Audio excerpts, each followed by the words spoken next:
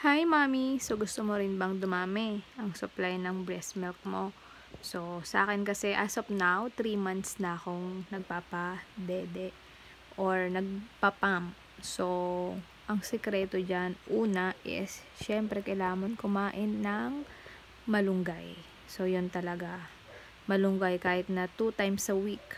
So, kahit hindi ka na uminom ng capsule, okay na yon. And then, pangalawa is, siguro nakatulong din yung pagpapump. Kasi, every 2 to 3 hours nagpapump ako. So, syempre, mas mabilis siyang mag-supply or mag-produce ng milk.